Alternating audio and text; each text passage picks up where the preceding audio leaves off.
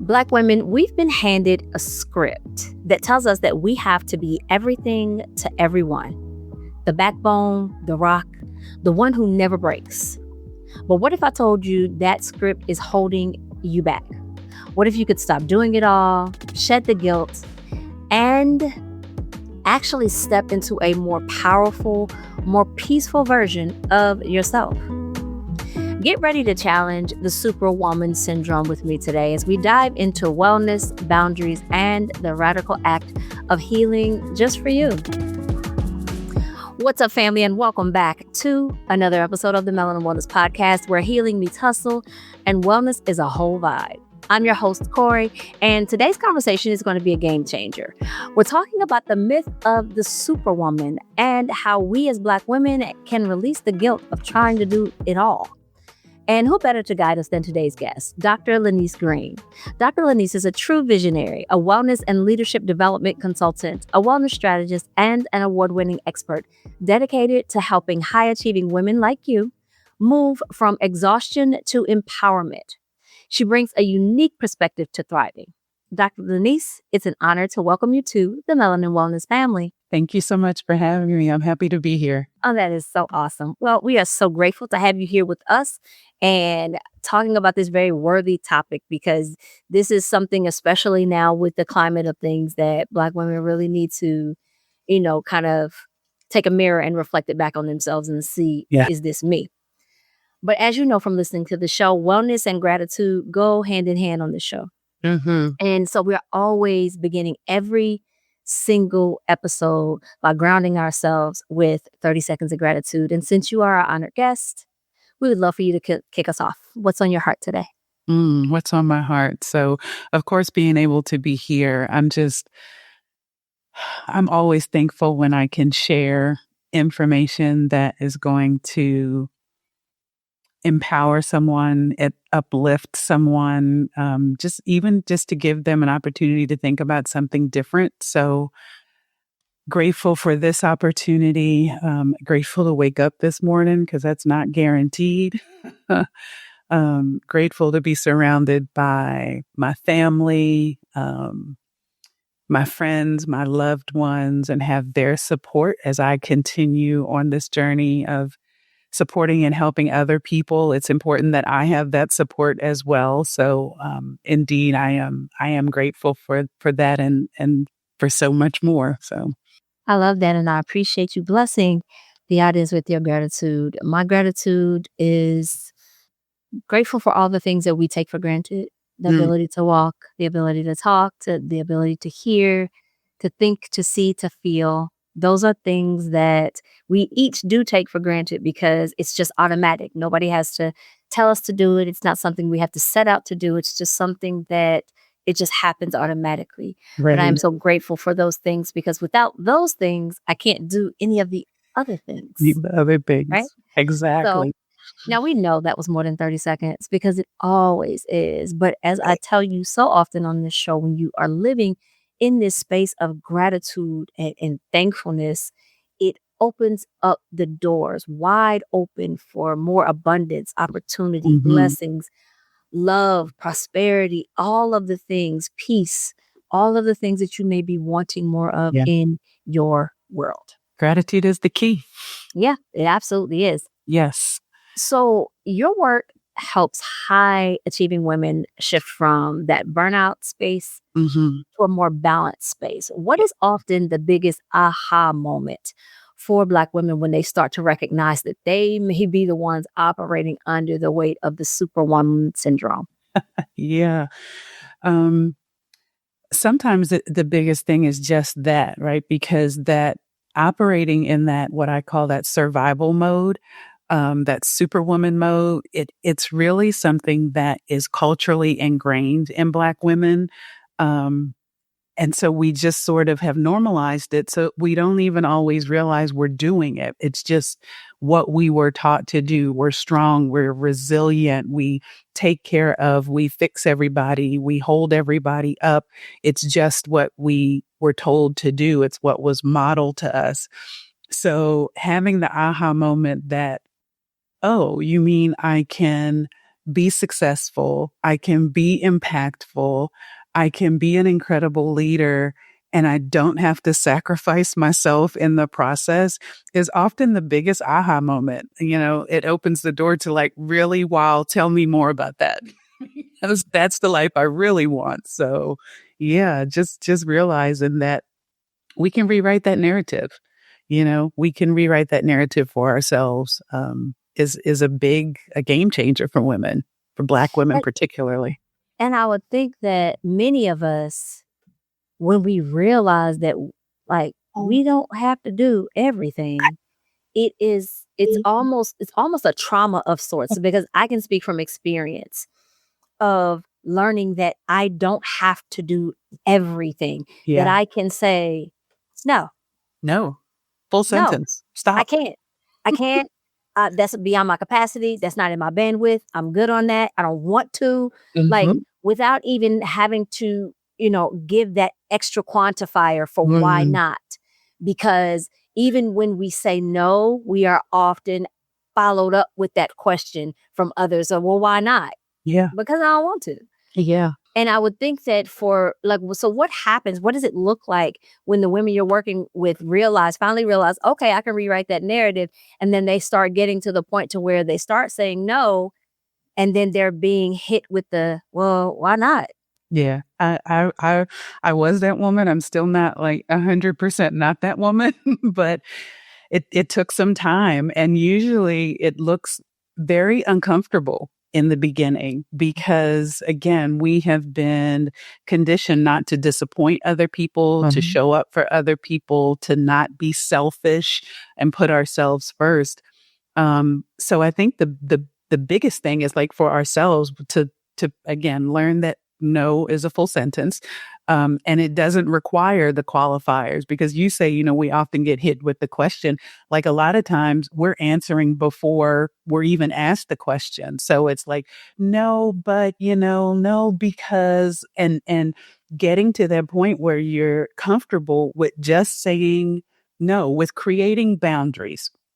I think that's the big thing with creating boundaries. It's challenging. It challenges the individual initially because we don't have no boundaries. We just let everybody in and out whenever they want to come.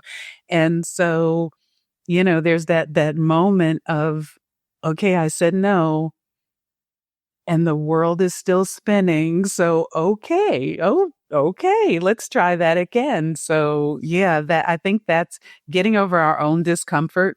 I think is a big thing where those boundaries are concerned. Agreed. But that ain't me, y'all, because I have become the queen of no. So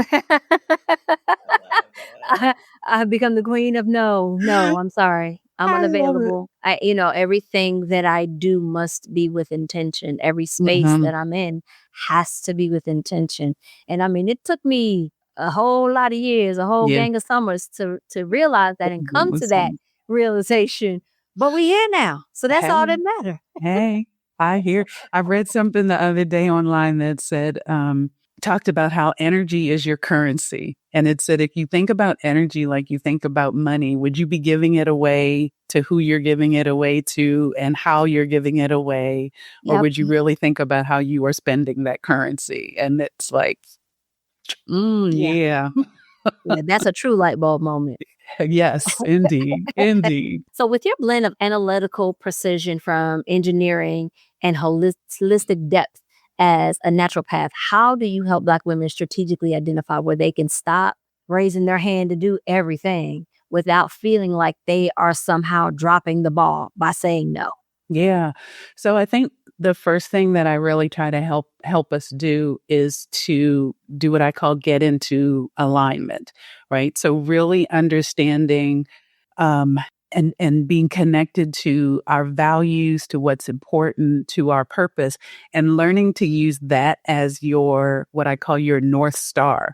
Because I think intuitively we know when we are saying yes when we really want to say no, because there is that discomfort, that feeling of, oh my gosh, did I just volunteer for that? And I know I don't have the physical capacity, the mental capacity, the emotional capacity. And yet I still said yes.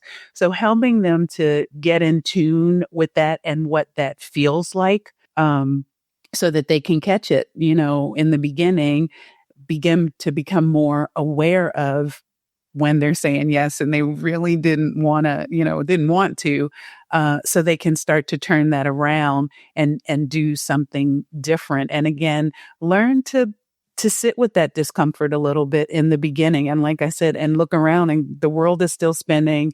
And amazingly enough, you find that sometimes that no is more empowering for the other person than it is for you, right? You are maintaining and protecting your peace, but you're also often empowering that other person to become resourceful and creative and innovative to handle whatever it is themselves, building their self-efficacy. So sometimes no is the greatest gift you can give someone else, and reframing to see that is powerful.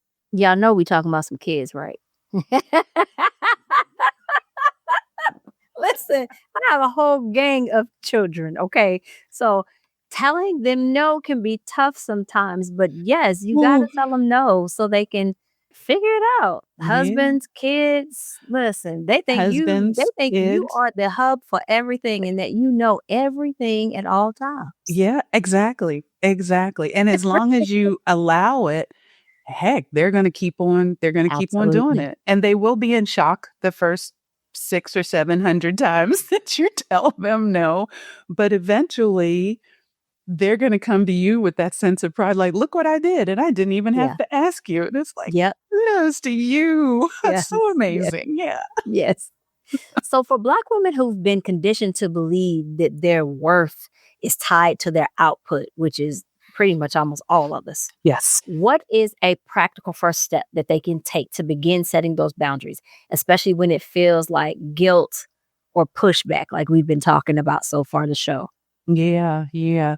So, again, I think it's developing a different sense of self when it comes to our worth, and really, and I say it like it's easy, like, oh, we're just going to feel different about ourselves. But a lot of times we are looking for that validation from outside of ourselves, right? And so that's why we give so much, because we give and somebody gives us a pat on the back and we feel worthy and we feel wanted and we feel needed. And, we get all the endorphins going and all the things that happen. So I think part of that is to begin to really develop that sense of self, where just like, no is a full sentence, you get to the point where you realize and you can say confidently, I am enough. I am enough. I have done enough. And feeling that, because when you know that you are enough, when you know you have brought your best to the table, then I'm validating myself. The validation comes from inside. And so now my worth isn't tied to your opinion of me, because your opinion could change depending on your mood, what you ate, how much sleep you got, am I fulfilling your needs? Am I fulfilling mine? And so really, making it about you, making it about me, and understanding, just scrapped of all of the labels, all of the stuff, because a lot of that worth is tied into our identities and our labels. So if I'm not, whatever, if I'm not a mom, I'm not a wife, I'm not a pick your job label, whatever, then who am I? Stripped of all of that, who am I? And knowing I am kind, I'm thoughtful, and that is enough. When I feel good about that, then my worth comes from me, and it's not dependent on, again, you and your mood and how you're feeling today or what I have or haven't done satisfactorily for you. Yeah, because I think that, to kind of bounce off of that, there also does come a time, and it always happens, that because you give so much, people begin to take it for granted that you're just always going Yep. to be there. And so then the pats on the back become less frequent. Mm-hmm. the thank yous become less common, and it's more of an expectation. And then that begins to breed this resentment and anger within us, because it's like, oh, I'm sitting here doing all of this and nobody even appreciates Right. it. I'm sure you've heard that before. Like, how do you help Black women to get through that point? Because I found that most people that I've encountered are at that point. They're not, they're at the, okay, you know where, I'm tired of y'all. Right. Yeah. Yeah, absolutely. So, and again, that comes back to, and, you know, we're at that point. I have lived through it. Right. So yeah, it again comes back to that self-efficacy, that self-awareness, and that self-worth, because again, I'm looking for that validation. I need your thank you to fill my cup. I need your validation to fill my cup. And we want to get to the place where I'm living out of my own overflow, where I have to figure out, how do I fill my cup? Because that resentment comes from, I'm I'm filling your cup. I'm pouring into you. I'm pouring into you. Wait a minute. Who's pouring into me? Right. And you used to pour into me when at least I was getting some thank yous and pats on the back, but now I'm not even getting that. So my cup is getting empty. And that resentment comes from looking for someone else to fill your cup. And then, like you said, you get to that point where you have to realize and not be angry about it. I mean, there's probably a little bit of anger that comes while you're getting there, but but getting to the point where you realize it's okay for me to fill my cup. In fact, it's necessary for me to fill my cup, and to fill it, like I said, so I'm working out of my overflow. So when I am giving to you, my cup is still full. You're getting all of the bonus stuff, because I keep my cup full. And the question then becomes, how do we do that? Because oftentimes when we are so busy giving and giving and giving, we're not giving to ourselves. Like I said, I've lived this. I can remember a time where I felt honestly lost in my own life, where if someone had asked me, Lynise, what do you do for yourself? What do you like to do just for you? I don't know that I could have given them an answer, because I was so outwardly directed and focused on taking care of everyone else. I hadn't made room in my life for myself. So my cup was super empty.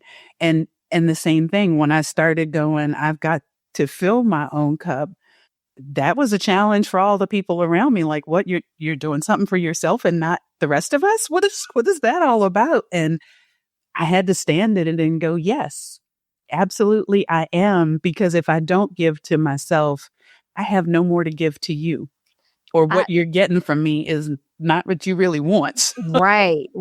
Yes. When we start trying to pour from those empty cups, like, you're really not serving anybody. Like, you No think you're one. serving other people, but not only are you not really serving them, because you're not at full capacity, you are this fractured part of yourself. And 9 times out of 10, that fractured part is mad, you're tired, you're irritated, you don't want to do it to begin with. Right. And now you're also not serving you, because you're not taking care of you the way you need to. Yeah, that's, that part.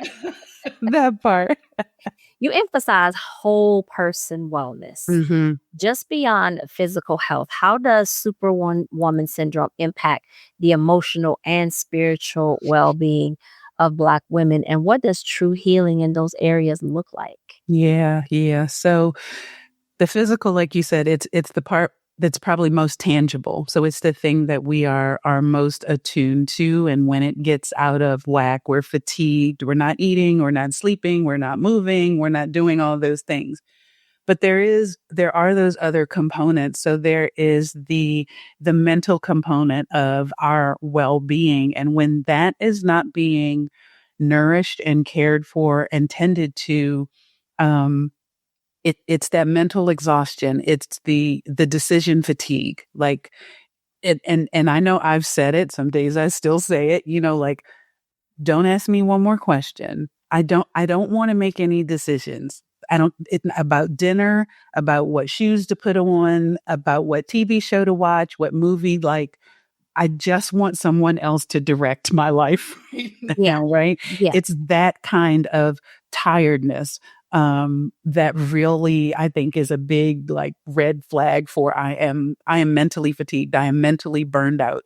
I think emotionally, it is having that awareness that we are not experiencing joy. I'm not happy. Like, if I can sit down with myself and just honestly, like, are you happy? Are you happy right now? And if the answer honestly is no, or if I have to hesitate or feel like if I can find some happiness in here somewhere, if I just, sit with it long enough, I think that's where the emotional part comes, where again, we're not pouring into ourselves. We're not taking the time for ourselves to do what brings us joy. And I think, and when we talk about this holistic view of well-being and this holistic view of burnout, I think that's the other thing. When we talk about burnout, we often think of the physical part of it, right? I'm tired, I'm exhausted, all of that. But you can be mentally burned out. You can be emotionally burned out. Where it starts, it might all end up in a physical thing. But a lot of times I have found in my own experiences in my few rounds of burnout that I've had, that it started somewhere else. It started with not being aligned with my values, saying yes when I wanted to say no. It started with unrelenting decision fatigue. Like I can't run everybody's life. It started with not having that joy. How am I not pouring into myself? And eventually it ended up in, I'm just so tired. I don't want to play anymore. So I think those areas, I call them those energy wells, are so crucial for us to understand, to know when they're getting out of whack, and then to identify ways individually, right? Because what works for you might not work for me, but identify ways to nurture those energy wells so we do have the capacity to show up as our full selves in our lives, for our families, for work, for all the things that we love to do. I think that once it gets to the physical manifestation of it, I think that's as bad as it's going to get, because all the other signs, like you said, they were there all along. They were there. So it might have started with the decision fatigue. It might have started with the, you know what I mean? Just mentally being exhausted, and when you're there. And by the time it starts to manifest itself in headaches and lack of appetite, oversleeping, not sleeping, anxiety, when it starts to manifest itself physically, by that point, you are like over the line. You are in it. And like that battle back is going to be very difficult. Listen, I done lived so many burnout seasons. I could write a book about it. Oh my gosh. Listen, we could have a whole series. We sure could. Oh my goodness. Yeah. And the crazy, yes. And the crazy thing is, again, because when we think about burnout, we think about physical. So I think it's so important that we're sharing, like, it starts somewhere else. By the time you're feeling the physical thing, like your body is like, I have been trying to get your attention for the longest time. But the challenge is that we normalize being mentally exhausted. We normalize not making time for ourselves. Like, somehow pleasure is guilt, guilty pleasures. No, it's just pleasure. And I don't feel guilty about it. I deserve these moments.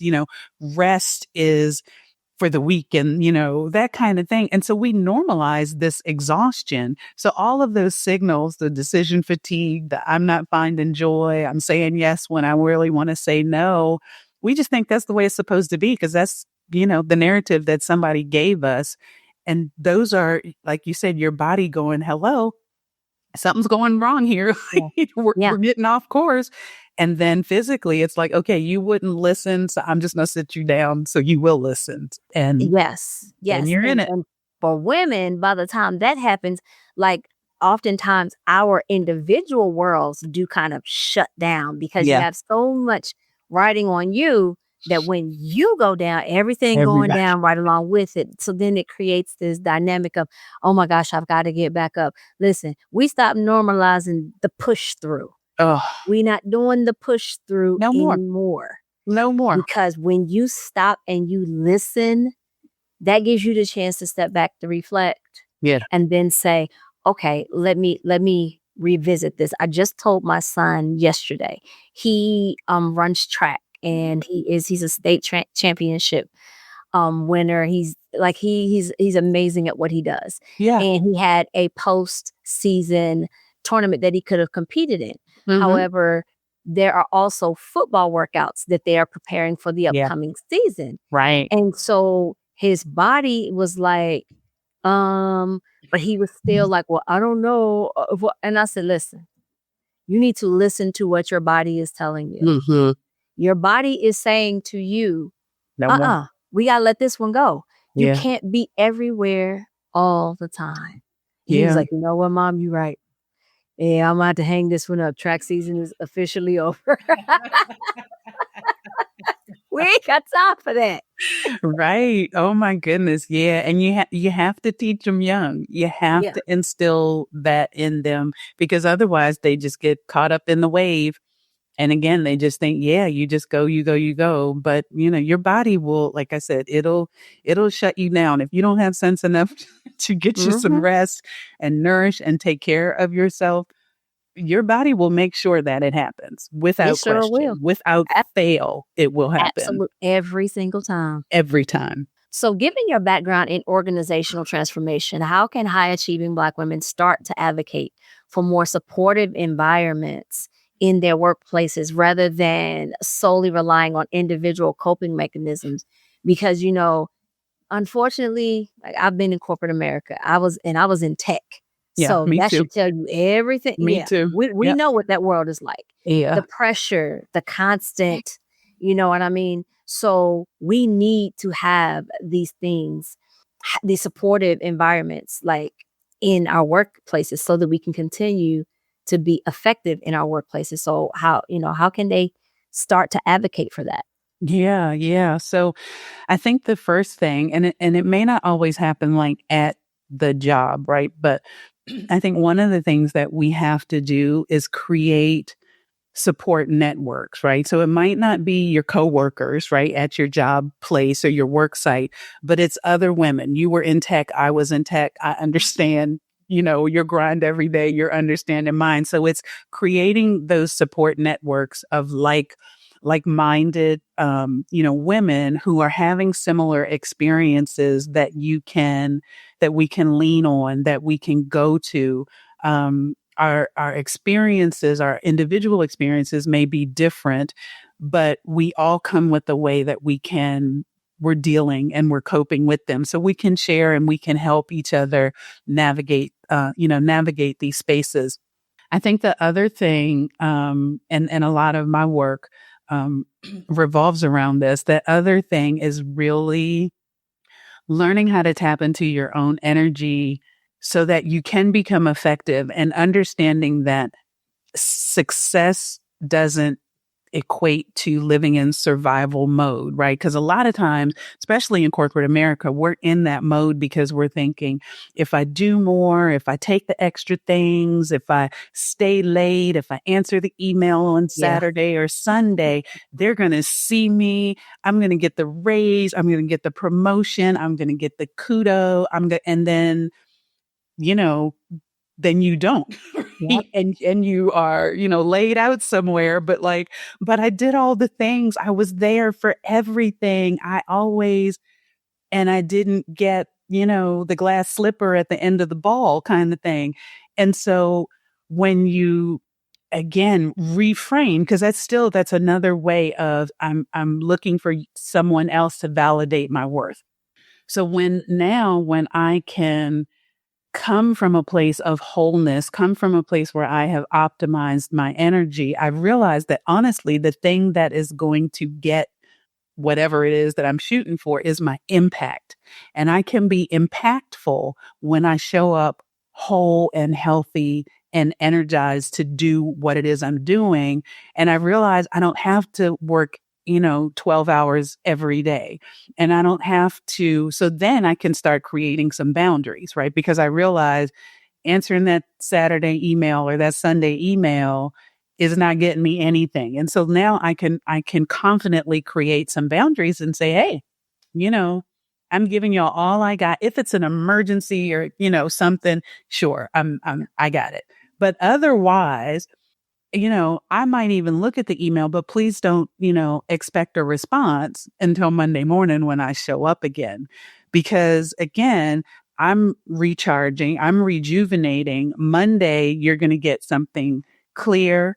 You're going to get my best creativity. You're going to get my best decision because I'm showing up whole. I have rested. I have, come back and I'm ready. And my impact is going to be so much better.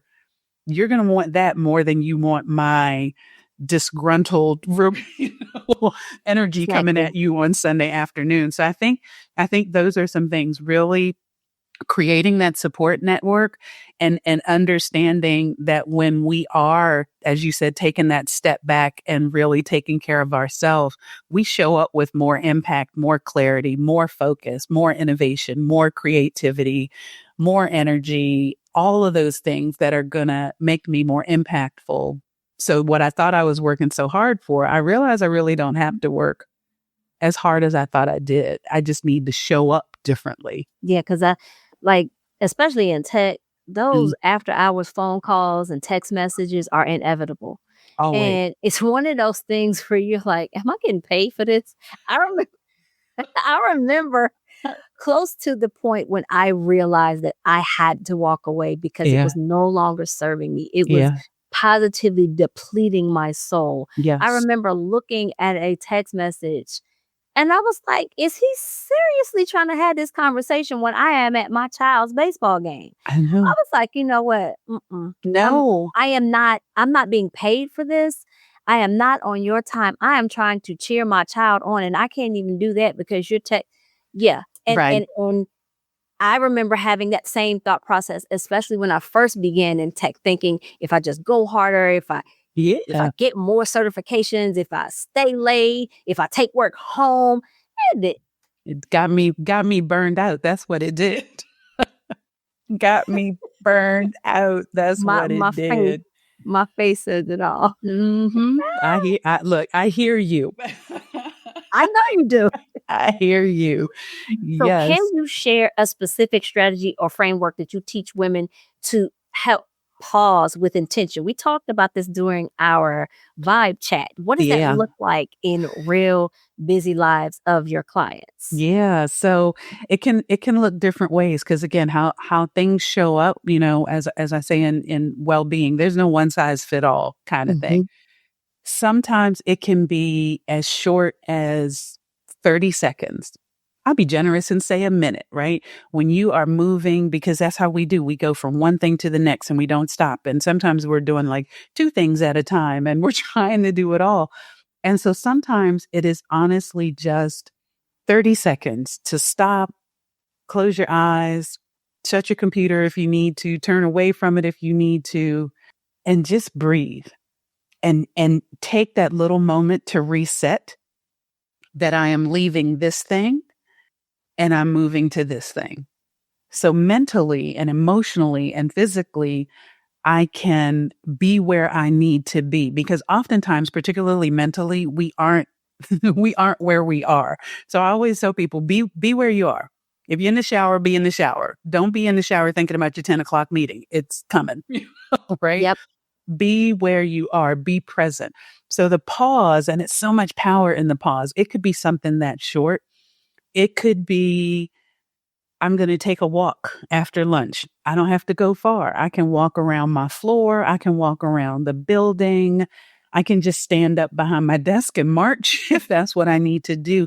But just to step away. And it sounds really simple, but it's science-based that when you're constantly inputting information and data, right? Inputting data into here, if you don't take those breaks, your brain never has a chance to organize that data.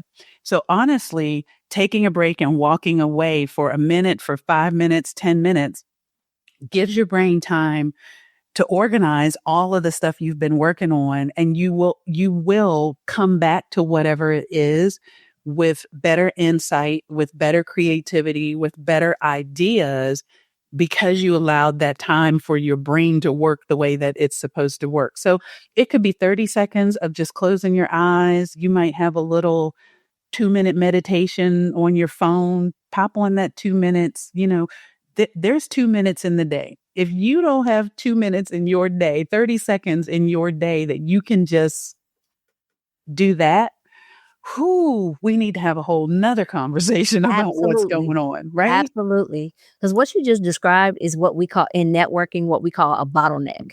And so all of the information, it gets stuck, like, the shape of a bottle. Yeah. And in that tiny part, instead of things flowing through the neck of the bottle, everything will get stuck right there. All that data will just get stuck. Absolutely. And so that's one of the reasons why scientifically multitasking does not work. Doesn't work. Because it takes about 20 minutes for your brain to shift its focus from one task wholly to another task.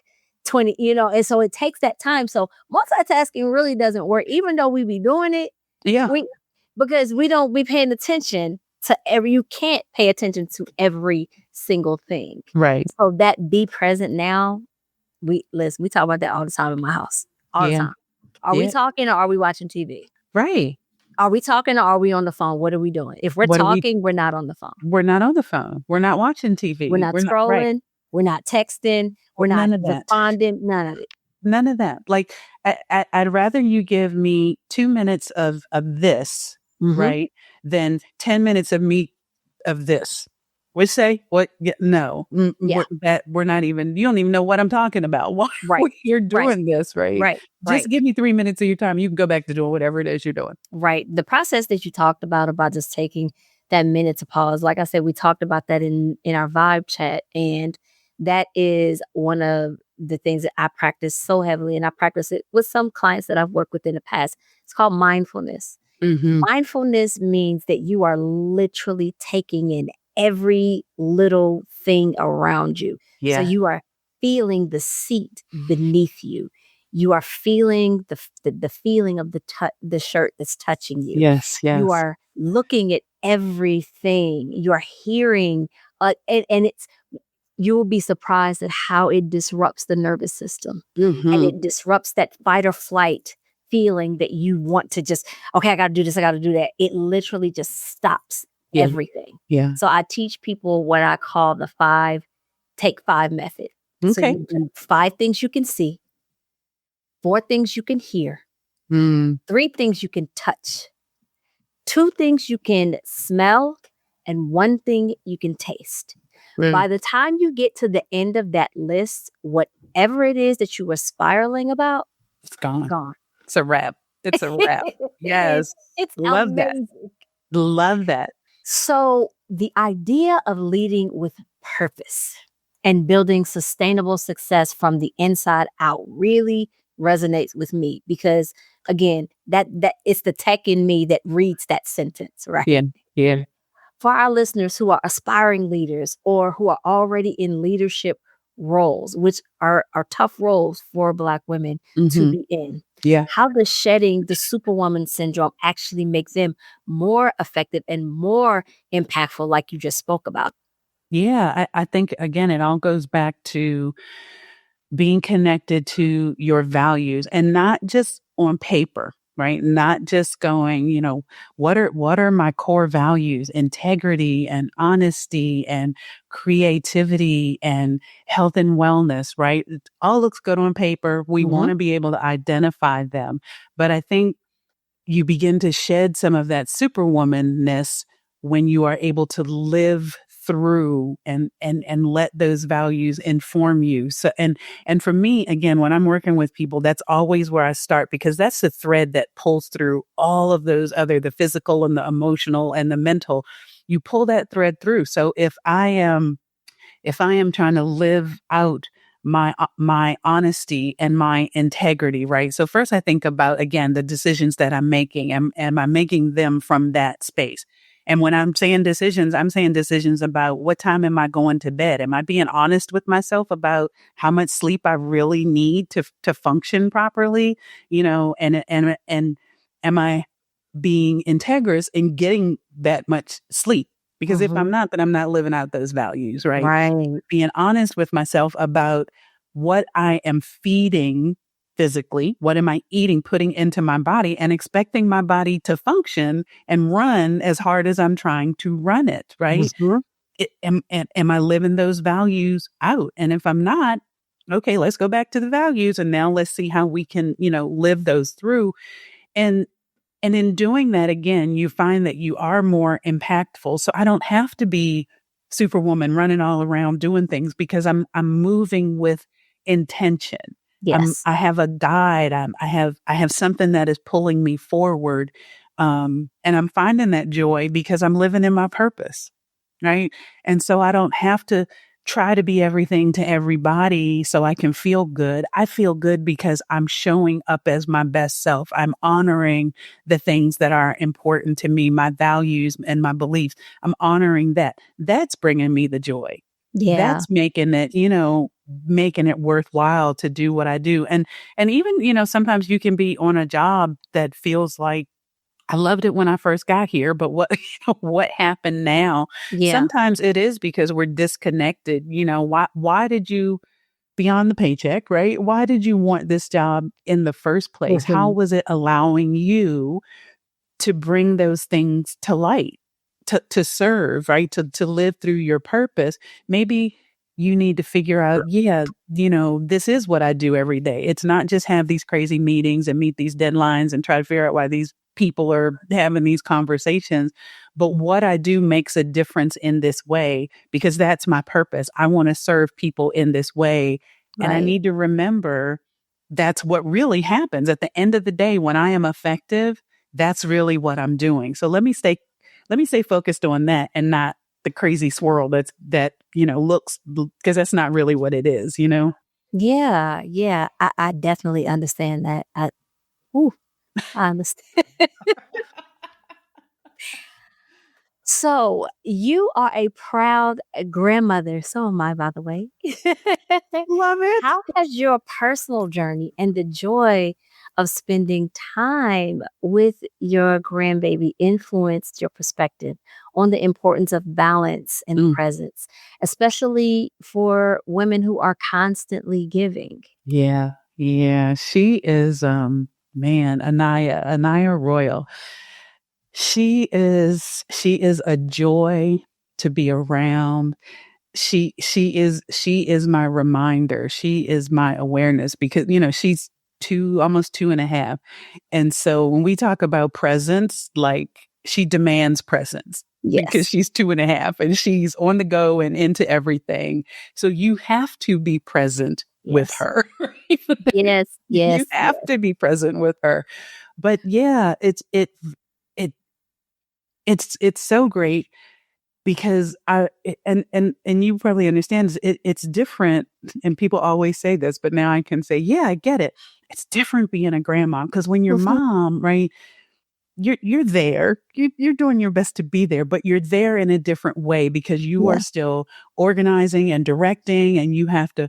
But like grandmom, you're a little bit removed from that, so now I can really just enjoy, and maybe it's because I have learned to do that as a parent. So now I really get to practice as a grandparent. I can just enjoy who you are. And I can really now like just almost live vicariously through my granddaughter because everything is new to her. And, every word, every plant, every weed she's picking out of the yard, like everything is just wonderous. Yeah. And that fills me with like, wow, yeah, that is a cup, It's like, Yes.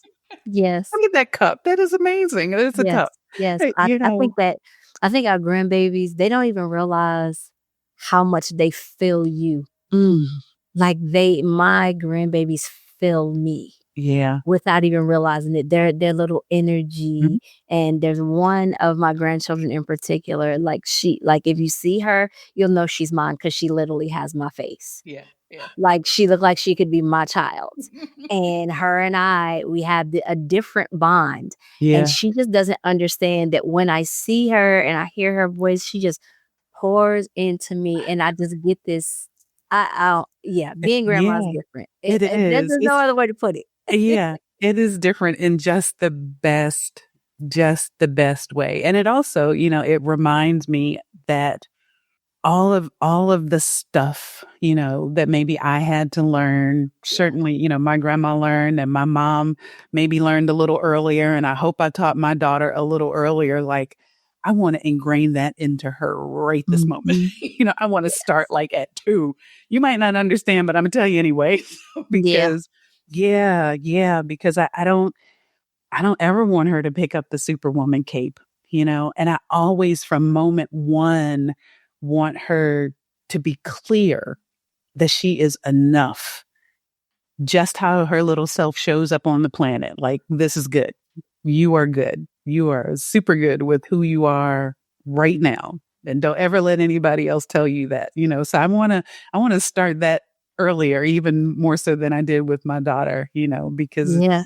the world is doing things. She's going to come up against stuff I can't even imagine, Yeah. and I want her to be internally well so that Yes. she can navigate whatever it is. Absolutely. Yeah. Absolutely. What an episode, family. Dr. Lynise, your guidance today has truly offered a beautiful roadmap for our Black women who are listening to help them reclaim their peace, set those strong but loving boundaries, and to heal. This isn't just a theory, though, y'all. Like, it's about real, tangible change. And thank you so much for sharing your brilliance with the Melanin Wellness Podcast family. Please, for me, wrap up this powerful episode and promote whatever it is that you would like, and tell the listeners how they can continue to feel supported and empowered as they move from doing it all, from thriving without to doing it Yeah, without guilt. absolutely. Absolutely. And thank you so much for, again, just giving me the space to share with you and have this amazing conversation. I want to leave the listeners with this, right? Black women deserve rest, period, right? Full stop, period. Not because we have earned it through, being exhausted and now it's time, but because rest is a birthright. And when we learn to prioritize our recovery, we're not just healing ourselves, we're honestly changing, what's possible for those generations after us, right? Those grandbabies and those babies and the ones that we, won't be here to see, but they will live this legacy of how we chose to rewrite the narrative. So, if anything I have said has resonated with your listeners out there. Again, this is, my lived experience. I'm not just speaking from what I learned in school. It's really what I have been through, what I have lived through, what I've gotten myself through. Please know that I'm here to support you. You can find me online at wellwithL.com. That's a L, just like Lynise, just like my name. You can learn a little bit more about me. There's free resources. I offer my work in different ways because everybody's busy. And so I try to be very mindful of the support people need. So I do individual coaching, personalized coaching with people, one-on-one. I have online courses. If you just feel like, just give me what I need to know, I can figure it out myself. And then certainly that hybrid of being able to do both. And definitely what I'll share with you is a coupon code you can put in the show notes for your listeners. So if they do want to take advantage of any other online resources, we're going to offer them at a discount because I don't ever want that to be the thing that stands between a woman and her healing and her well-being. So wellwithL.com, you can find me there. And again, I am here to serve. Thank you so much for that. I appreciate it. You guys heard her, family. As usual, all resources mentioned in this episode will be in the show notes of this episode. And if you're watching us over on YouTube, it'll be in the description box of this episode. Thank you so much for tuning in with us again for another episode of the Melanin Wellness Podcast. Continue to live well, family, and I'll see you guys next week.